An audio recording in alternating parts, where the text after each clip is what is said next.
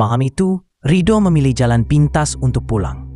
Jalanan sepi, lampu-lampu jalan berkedip pelan. Angin malam membawa aroma tanah basah dan dingin yang menusuk.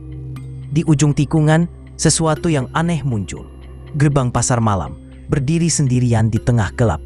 Padahal, pasar itu tidak pernah ada sebelumnya. Lampu kuning di gerbang berkedip seperti memanggil. Kabut tipis menempel pada tanah berwarna hijau samar. Rido berhenti.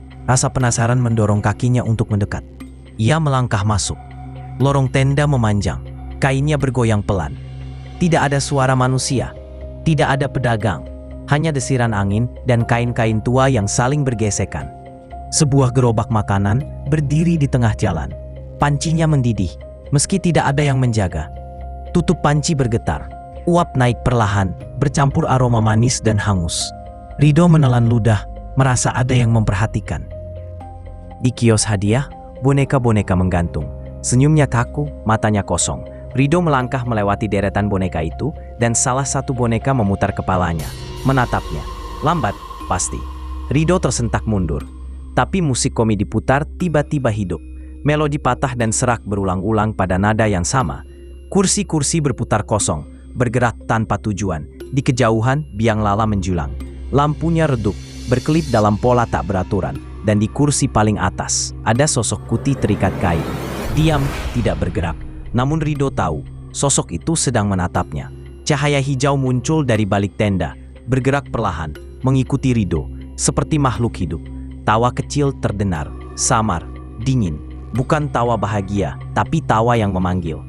Rido mengikuti suara itu sampai menemukan papan tua, hangus sebagian.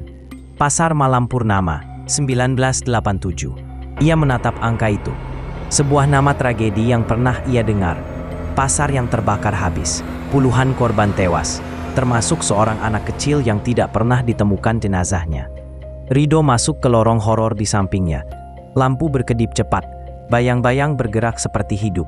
Dindingnya penuh noda hitam, seperti bekas terbakar. Bisikan terdengar dari dalam gelap.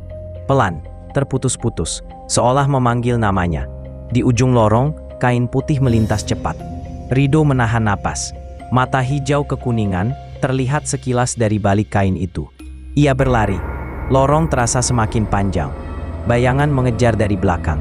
Langkah-langkahnya teratur, tapi tidak menyentuh tanah. Rido menoleh. Dan pocong itu muncul. Dekat, sangat dekat. Kainnya kusam. Matanya menyala hijau kekuningan, seakan memancarkan panas. Suara itu keluar dari balik kain. Serah. Retak. Tinggallah bersamaku. Lorong bergetar, lampu padam satu persatu. Rido berteriak ketika cahaya hijau menyelubungi seluruh tubuhnya. Hening. Ketika ia membuka mata, ia berada di pinggir jalan. Subuh tiba, jalanan kosong. Tidak ada pasar malam, hanya sepotong kain putih hangus tergeletak di sampingnya. Lampu jalan padam perlahan, seperti seseorang mematikannya satu persatu. Dan dari kejauhan, tawa kecil itu kembali terdengar. Sebentar saja, lalu lenyap bersama kabut. Rido menggenggam kain hangus itu. Masih hangat, seperti ada sesuatu yang baru saja melepaskannya. Dan ia tahu, pasar malam itu akan muncul lagi. Tidak di tempat yang sama, tidak pada orang yang sama. Tetapi selalu untuk satu tujuan, mencari yang belum sempat kembali.